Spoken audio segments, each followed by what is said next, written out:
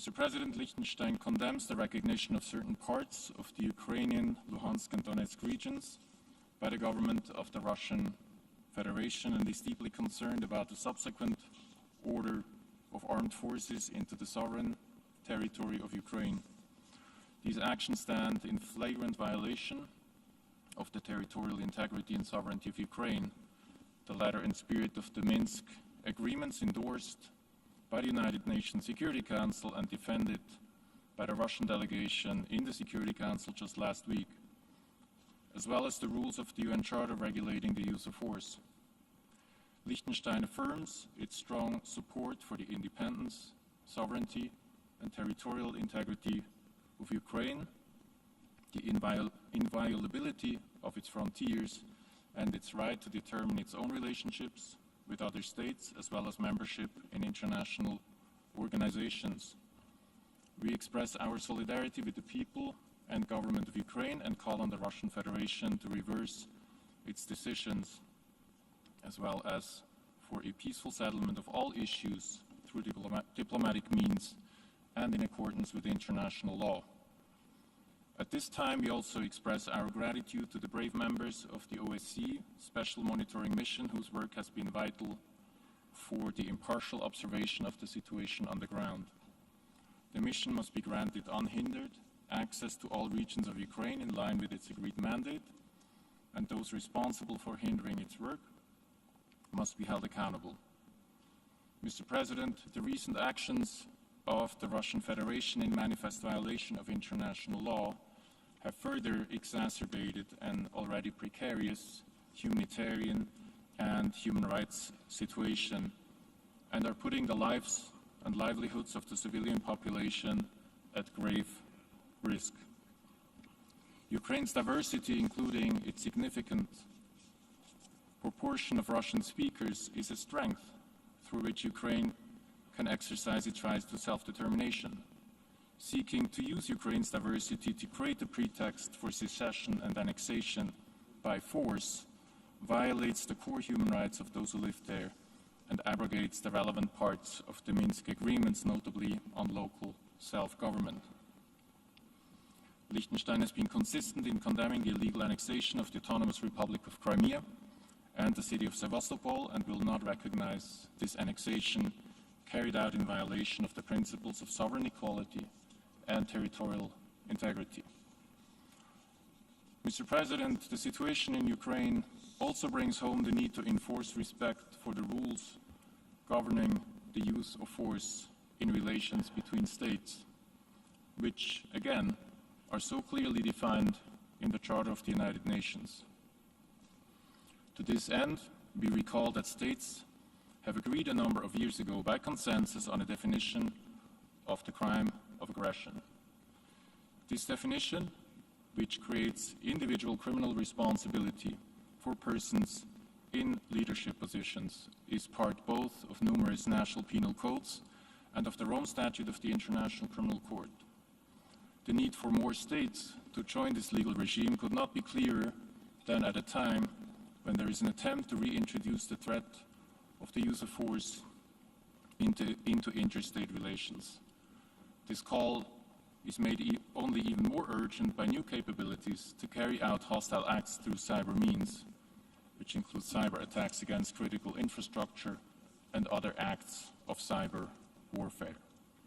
Acts which, according to the findings of a council of eminent international lawyers, fall under the definition of the crime of aggression. Mr. President, acts of aggression, such as committed by the Russian Federation against Ukraine, fall squarely within the competence of the United Nations Security Council, which should therefore take prompt and effective action to address the situation. If this were to fail, this Assembly would have to step in line with its competence in matters pertaining to the maintenance of international peace and security. I thank you. I thank the distinguished representative of Liechtenstein.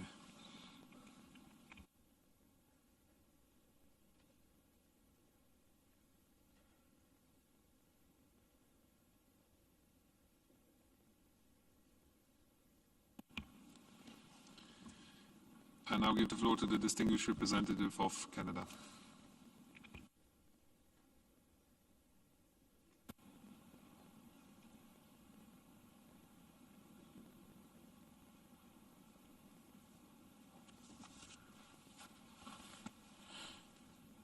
Thank you very much, Mr. Vice President.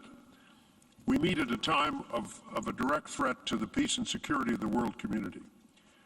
Over the last several months, we have all seen an unprecedented increase of military activity in and around Ukraine by the Russian government.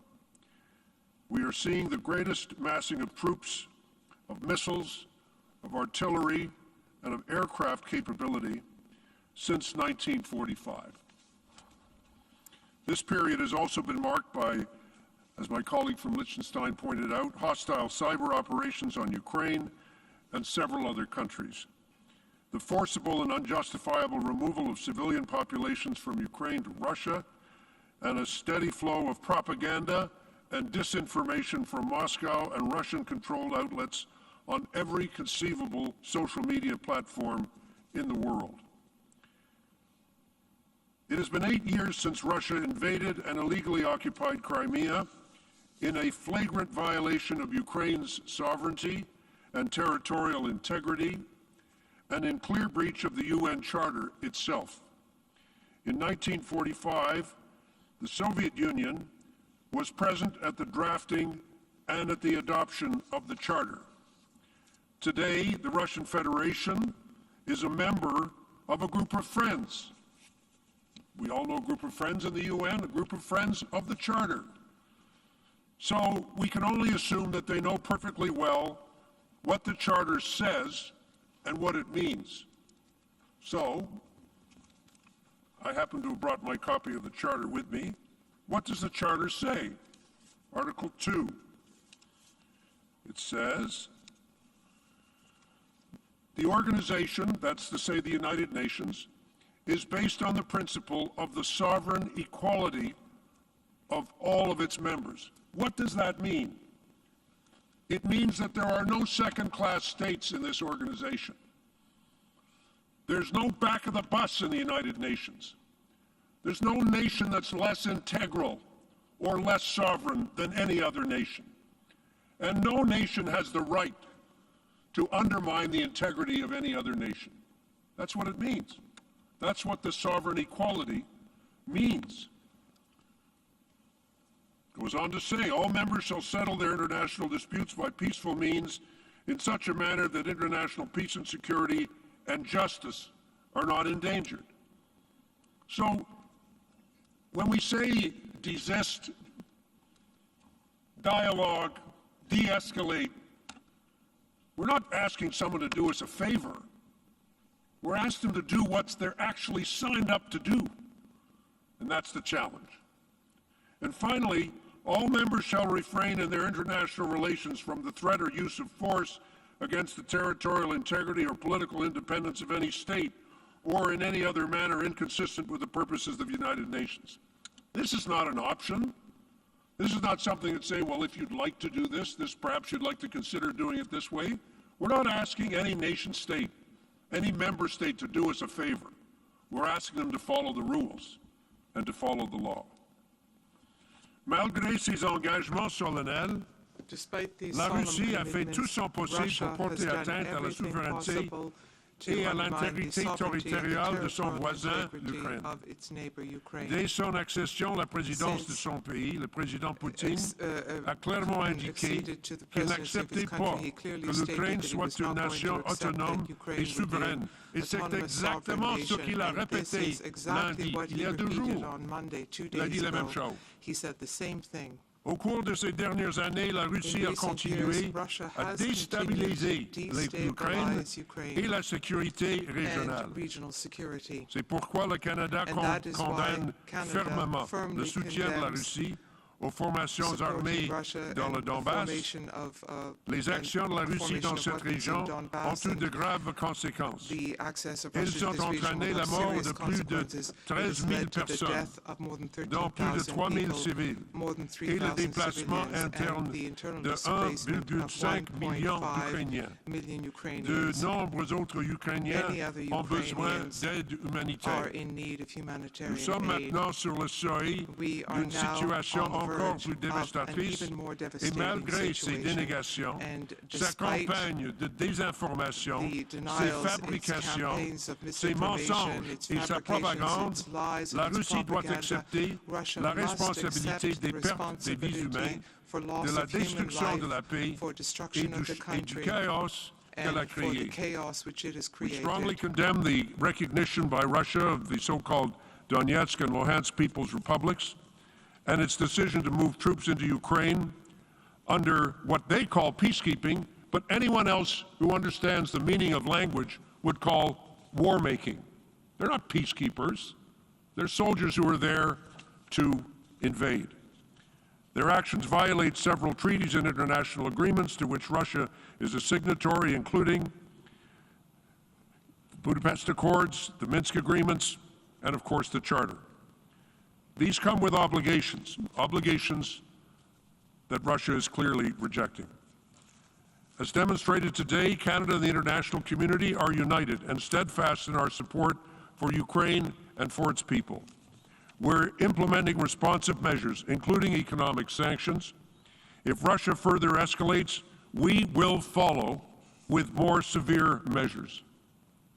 Russia and its acolytes can spin and can contort all they want, but the violations of international law are theirs.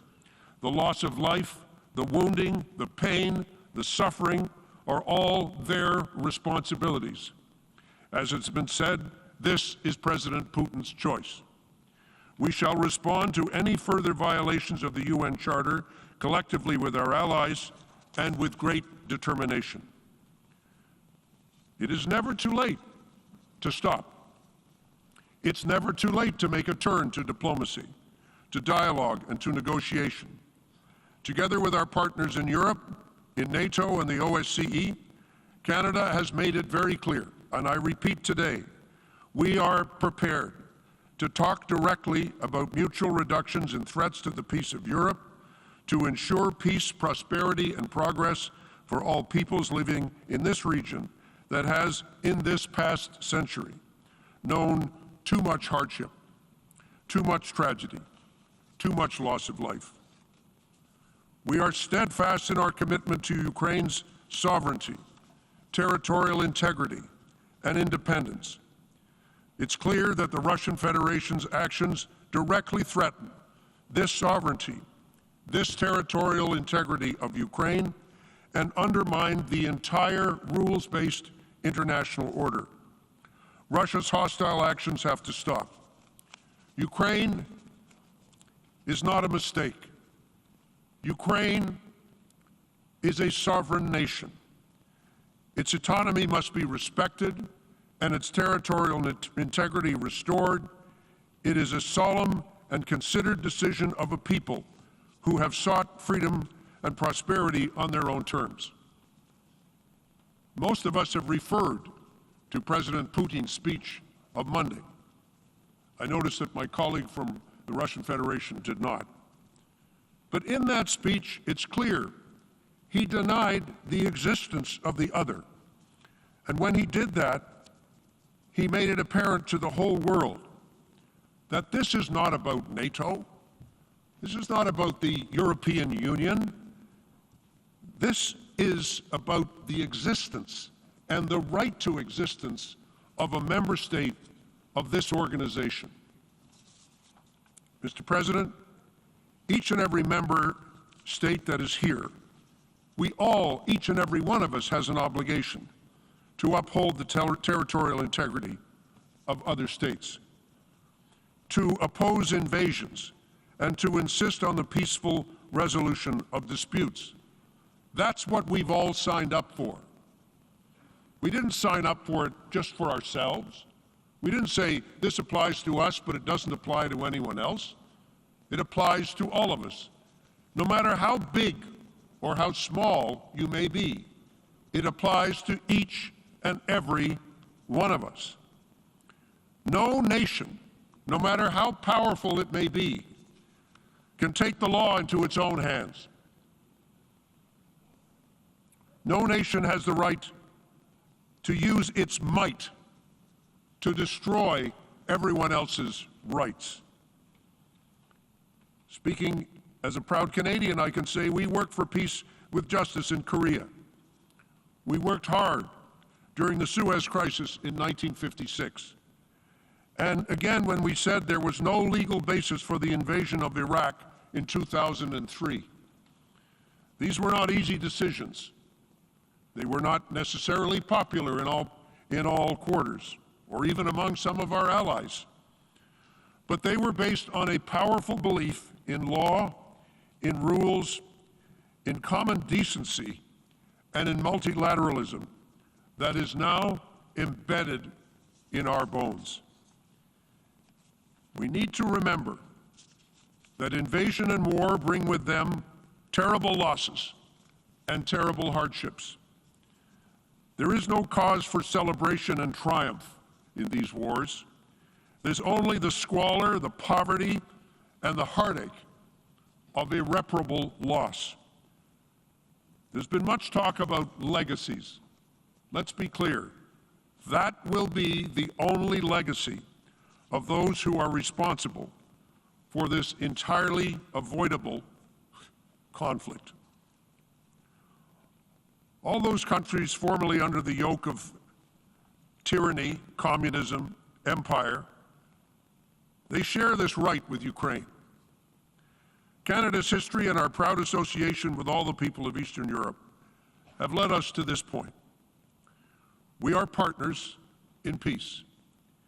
We are partners in the quest for security and prosperity, and partners in the struggle for a world bound together by peaceful, friendly relations among nations, and a common commitment to democracy and the rule of law. Mr. President, in closing, I would say this. In the darkest days of World War II, it is said that a representative of the United States government, Harry Hopkins, was having a meeting with Winston Churchill, and at the end of that meeting he said, "Whither thou goest, I will go. Whither thou lodgest, I will lodge. Thy people shall be my people." And so Canada says to Ukraine and to all those who are challenged, "Whither thou goest, we will go." Thank you, Mr. President. I thank the distinguished representative of Canada for your statement.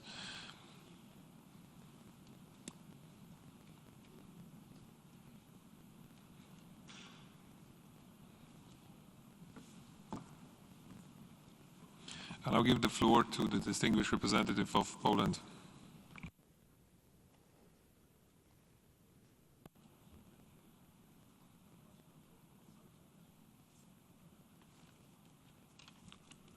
Mr. President, distinguished delegates, we are gathered in this chamber because we, the peoples of the United Nations, all and each of us, have pledged to the UN Charter to, I quote, reaffirm faith in fundamental human rights, the dignity and worth of the human persons, in the equal rights of the men and women, and all nations, large and small. And as Secretary General rightly said, UN Charter is not a la carte menu. We are gathered in this chamber today to preserve these ideals and to protect the positive developments in the world's history that occurred during the 77 years of our organization has existed. Nobody should be allowed to reverse the course of the history and to question our common achievements. There is no return to the world from before the United Nations, the world of imperialism, colonialism, and the superiority of one country over another. And yet today, sadly enough, we are witness of such actions against Ukraine, with Russia openly questioning the right of a statehood of a fellow member state. Russian recent actions have further compounded the deteriorating human rights and humanitarian situation in non-government controlled territories of Crimea and eastern Ukraine. Reported widespread cases of arbitrary detentions, torture and ill treatment of detainees, as well as a violation of human freedoms, fundamental rights, and these areas are extremely worrying. It seems like we have been driven to the very brink of a major security crisis whose scale might be unprecedented of proportion. In this situation, we cannot and we will not remain silent. Poland calls today for every member state of this respected organization to clearly reiterate the commitment to operate within the letter and the spirit of the Charter of the United Nations. Article 2 of the document stipulates clearly, and I quote again, all members shall refrain in their international relations from the threat of or use of force against the territorial integrity or political independence of any state, end of quote. There is no place for indifference here. We call all in each member state to strongly condemn all acts of aggression and continuing policies of fait accompli pursued by Russia.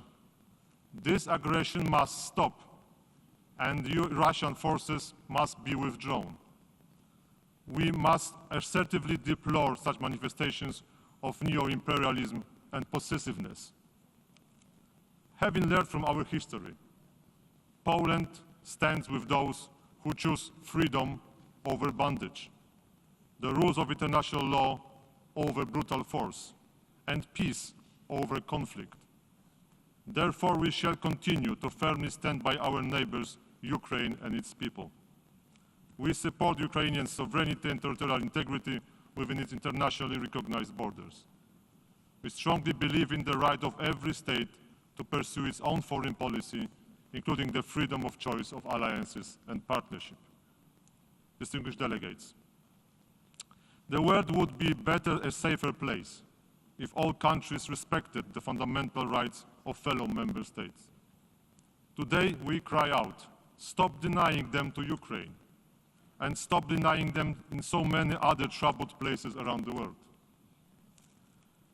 Despite recent setbacks, Poland believes in diplomacy as a mediation being the only path of peaceful resolution of conflicts.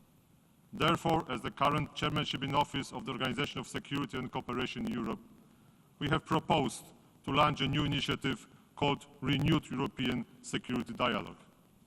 We offer our good services to make it success. Distinguished delegates, Mr. President, history has not ended. Let's move it forward together. Let's not allow any old resentments or past frustrations to hold you back. Большое спасибо. Thank you very much. I thank the distinguished representative of Poland.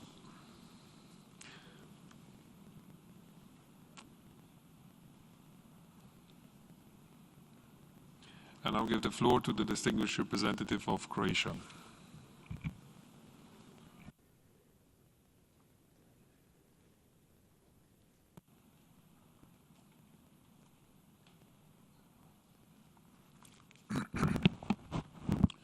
Mr. President, Croatia aligns itself with the statement delivered by the European Union, and I will make a few additional remarks in my national capacity. Croatia reaffirms unwavering support to the independence, sovereignty, and territorial integrity of Ukraine within its internationally recognized borders. In this spirit, we echo Secretary General's statement on Ukraine on Monday and yesterday. We reject Russia's decision to recognize the self-proclaimed regions of Donetsk and Luhansk as an act in clear violation of international law, from the UN Charter to the Minsk agreements. This regrettable step is gravely undermining efforts for a diplomatic solution to the crisis. We reiterate Croatia's consistent and principled position of non-recognition of the illegal annexation of Ukraine's Autonomous Republic of Crimea and the city of Sevastopol. We also continue to be worried about the militarization of the Crimean Peninsula, as well as by further attempts to restrict freedom of navigation through the Kerch Strait, including to and from the Sea of Azov. Croatia consistently supports a peaceful resolution to the conflict in eastern Ukraine by diplomatic means. We reiterate our full support for the efforts of the Normandy format, the Trilateral Contact Group and the Organization for Security and Cooperation in Europe, as well as the other diplomatic initiatives and missions. Now is the time to engage constructively towards a sustainable and peaceful solution, with a view to the full implementation of the Minsk agreements. We also remain deeply concerned with reports of serious violations and continuous deterioration of human rights and humanitarian situation in eastern Ukraine, as well as in Crimea. We continue to support critical protection, monitoring, reporting and advocacy work of the UN High Representative for Human Rights and the UN Human Rights Monitoring Mission in Ukraine. We are concerned with numerous ceasefire violations and support the work of OSCE Special Monitoring Mission, and in current circumstances, particularly ask Russia to ensure the personal safety of the monitors and to allow unhindered implementation of their duties under the agreed mandate. After 8 years of conflict, the deteriorating security situation in eastern Ukraine has dire consequences for all Ukrainians, especially millions of civilians living in and near the conflict zone. Distinguished delegates, we need no further threatening escalation. What is required is immediate return to dialogue based on international law, in particular the UN Charter and the Minsk agreements.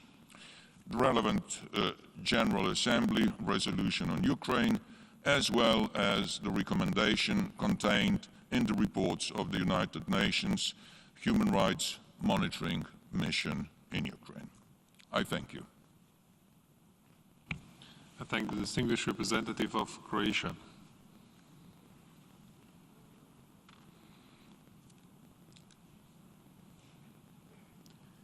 I now give the floor to the distinguished representative of Netherlands.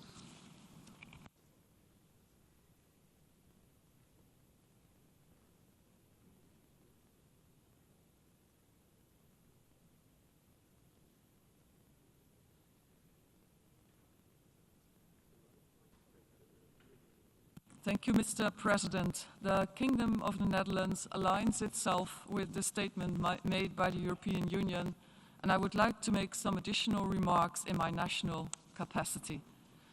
Mr. President, we meet at a time when, as the Secretary General said, the UN and the international system are being tested.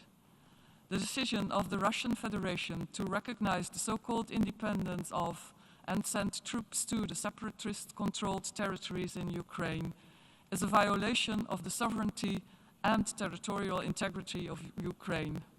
It is also a violation of the UN Charter and of the Minsk agreements endorsed by the Security Council.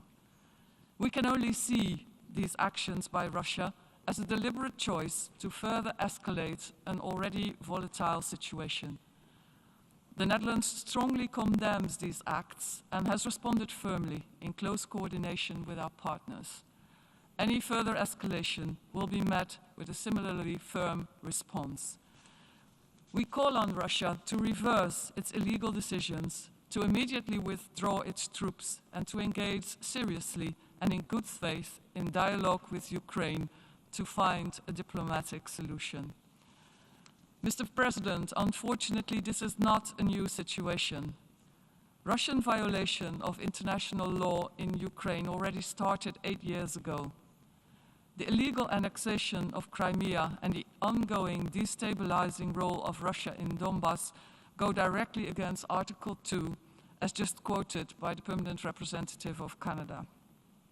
Like many others, I therefore reiterate my country's strong commitment to the sovereignty, political independence, unity, and territorial integrity of Ukraine within its international recognized borders, so including Crimea and its adjacent waters. Mr. President, the events of the past 8 years have already come at considerable cost for the affected population. As the Secretary General said, in a situation of conflict, it is the citizens that suffer first and suffer most. We therefore thank the Secretary General and all UN agencies for their continuous support to the people through its humanitarian operations and human rights efforts. We also thank the OSCE Special Monitoring Mission for the indispensable work of their monitors. As the OHCHR reports clearly show, the human rights situation on the illegally occupied Crimean Peninsula and in the non-government controlled areas in eastern Ukraine remains deeply concerning. Residents of the peninsula face systematic restrictions of fundamental freedoms, such as freedom of expression, religion or belief and association, and the right to peaceful assembly. The Kingdom of the Netherlands urgently calls on Russia to respect the human rights on the Crimean Peninsula and to allow full access for human rights monitors. Mr. President, when talking about the occupied territories in Ukraine, I cannot but touch upon flight MH17 that was shot down over the east of Ukraine on the 17th of July 2014. This terrible tragedy caused the death of 298 innocent civilians from 17 different countries, including 196 of my own compatriots. Since that day, the Netherlands has, together with many international partners, called for truth, justice, and accountability. This is what the victims and their next of kin deserve. The start in March 2020 of the criminal trial has been a very important step towards finding the truth, establishing justice, and holding those responsible to account.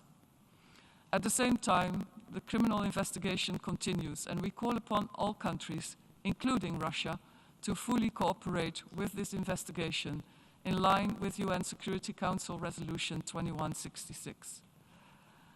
Let me end by reiterating that sustainable peace and stability in the region will only be possible if the Russian Federation moves away from the current path of escalation by fully respecting the sovereignty and territorial integrity of Ukraine and returning to the path of dialogue and negotiations. I thank you, Mr. President.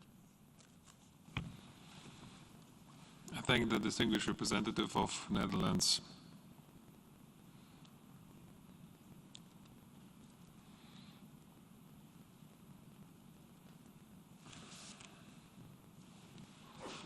I now give the floor to the distinguished representative of Switzerland.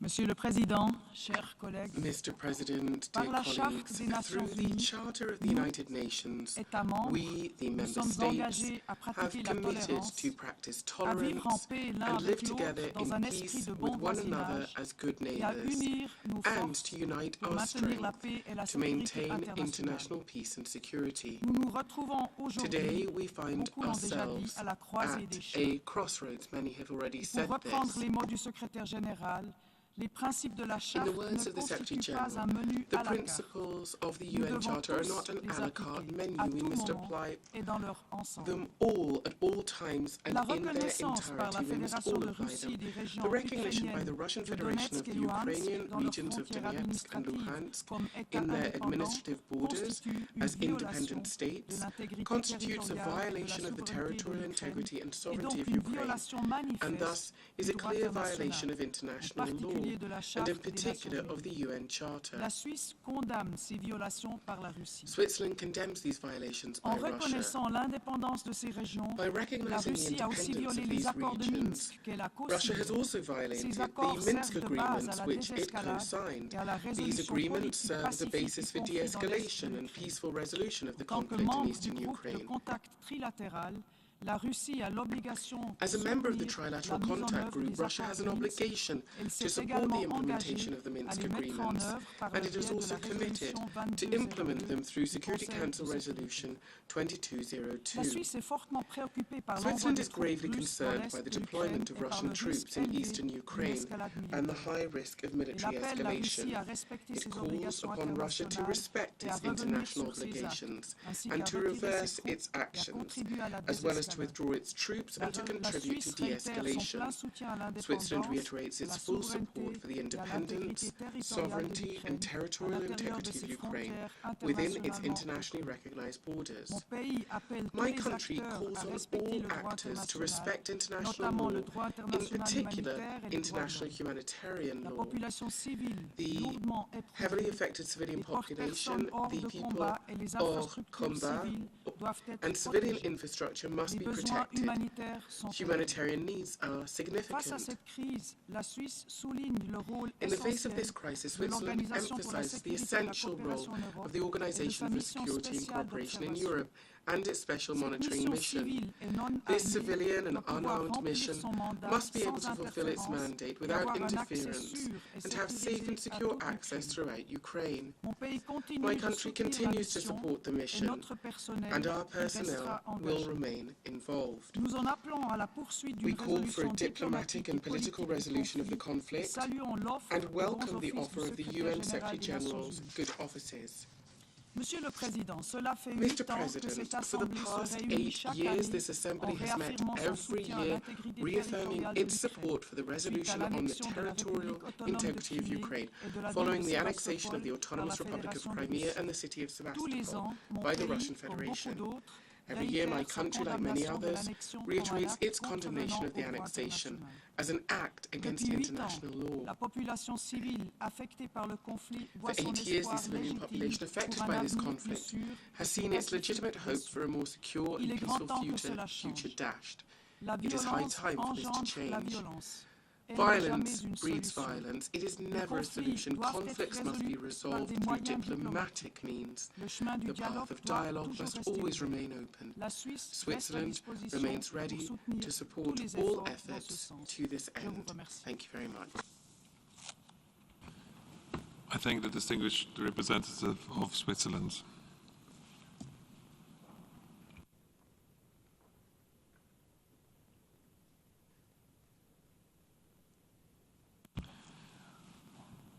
I now give the floor to the distinguished representative of China.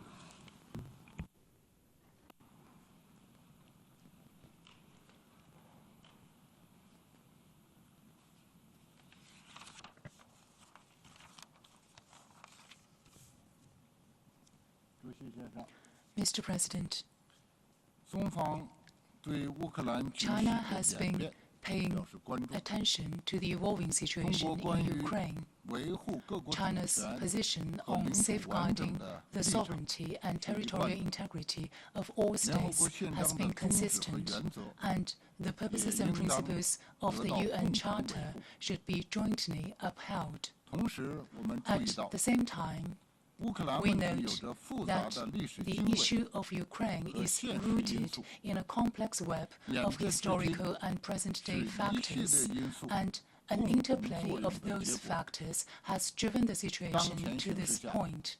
In the 有关 current 各方 context, 都要 all 保持 parties 克制， concerned should 避 exercise 免任何 restraint 可能 and 加剧紧 avoid 张局 taking 势的 any 行动。 action that may aggravate 中方 tensions. 呼吁各方 China calls 认 on 识到 all parties 落实安 to 全不可分 recognize 割 the 原则的 importance of 重要性， implementing the principle of 继 indivisible 续开展 security, 对话协 to 商， continue to engage in 在 dialogue 平 and 等和相互 consultation, 尊重的基 and 础 to 上， seek reasonable 继续 solutions 通过 that 和平 address 方 each 式 other's 寻求 concerns 解决 through 彼此 peaceful 关切的 means on the 合理 basis 方 of 案。 equality and mutual 我们 respect. 欢迎 We 并鼓 welcome 励 and 一切 encourage 致力于 all 推 efforts 动外 aimed 交 at 解决的努力 facilitating。a diplomatic 谢谢你， solution. 主席先 I 生。 thank you, Mr. President.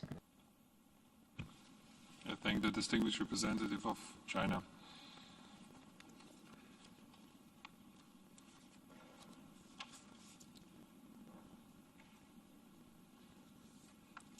And I'll give the floor to the distinguished representative of New Zealand.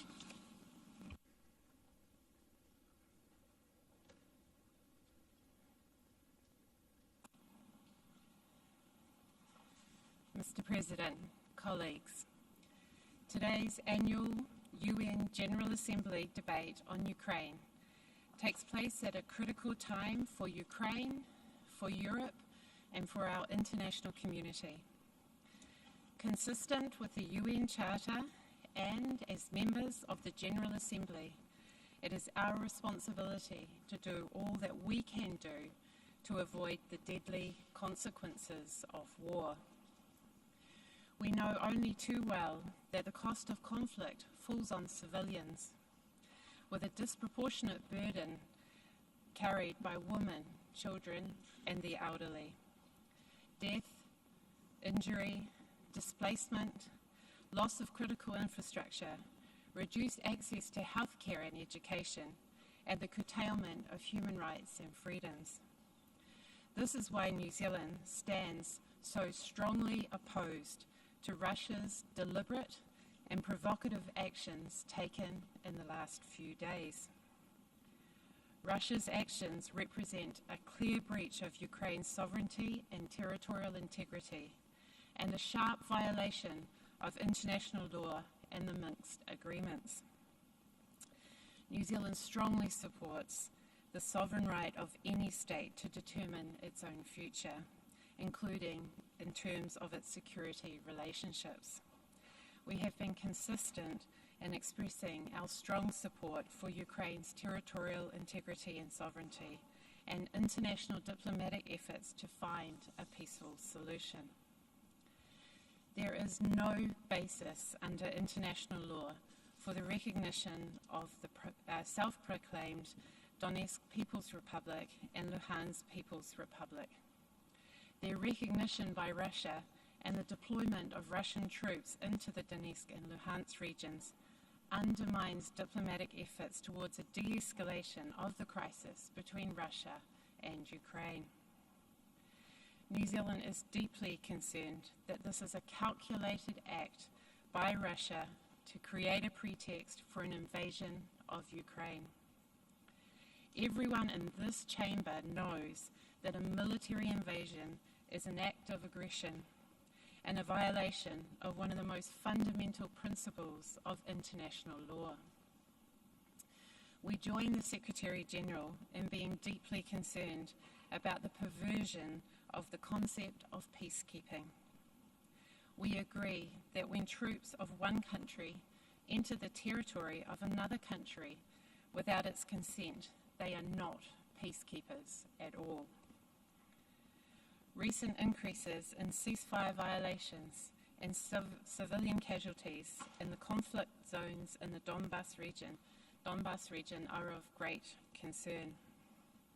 Human rights violations in territory controlled by the self-proclaimed republics and in Russian-occupied Crimea are very troubling.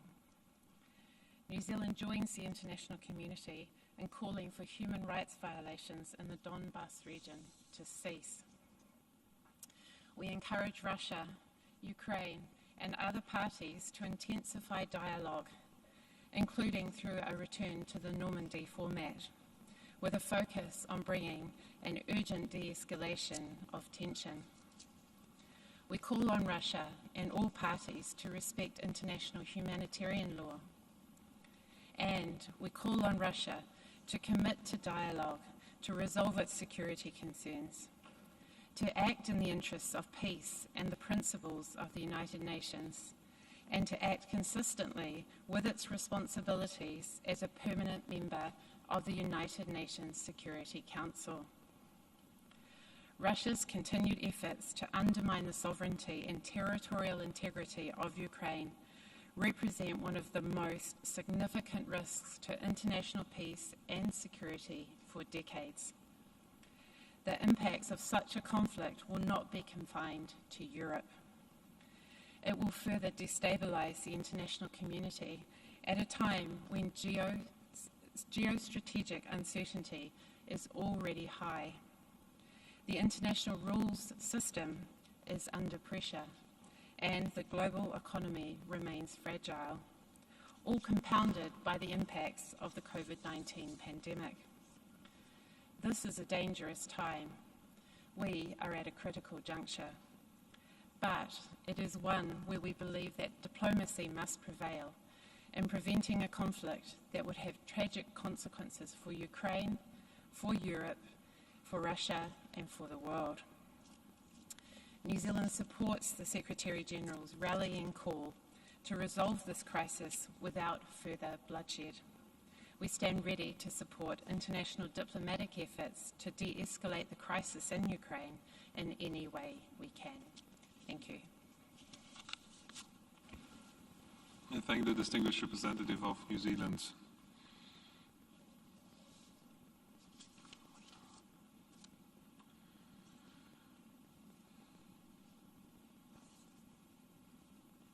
I now give the floor to the distinguished representative of Italy.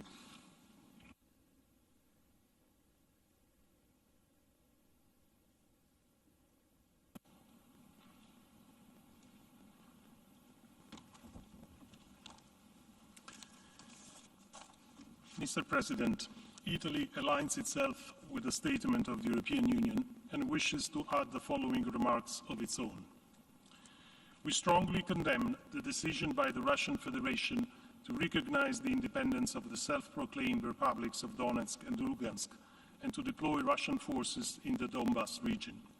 These acts are unacceptable violations of Ukraine's democratic sovereignty and territorial integrity, are inconsistent with the principles of the Charter of the United Nations, and contradict the Minsk agreements endorsed by the Security Council and of which the Russian Federation is a signatory party.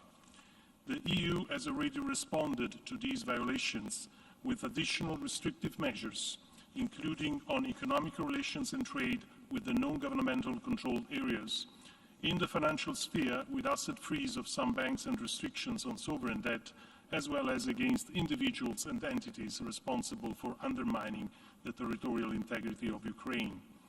In line with UN General Assembly Resolution 68/262, Italy also reaffirms its non-recognition of the illegal annexation of the Crimea Peninsula and reiterates its unwavering support and commitment to Ukraine's independence, sovereignty, and territorial integrity within its internationally recognized borders. This position has been stated by Italy also in its capacity as the current presidency of the Council of Europe. We call on Russia to reconsider its decisions to de-escalate tensions, to withdraw military forces from Ukraine's territory, and to fully abide by its international commitments. As the Secretary General, whose efforts we appreciate, pointed out yesterday and today, we need de-escalation now, and now is the time to return to negotiations. We urge Russia to pursue dialogue on security issues through the US-Russia Strategic Stability Dialogue, the NATO-Russia Council, and the OSCE. We commend the renewed OSCE European Security Dialogue launched by the Polish OSCE chairmanship in office, and we encourage Russia to engage constructively in it. While the offer of dialogue remains standing, any further military initiative against Ukraine would trigger an additional united and firm response. Mr. President, after almost 8 years of conflict and in light of the latest developments, we are more and more concerned about the condition of the civilian population in Ukraine, which continues to bear the heaviest burden. It is of the utmost importance to provide effective and unhindered assistance to those in need, and to help preserve the economic and financial stability of Ukraine, which is being further undermined by the current crisis environment.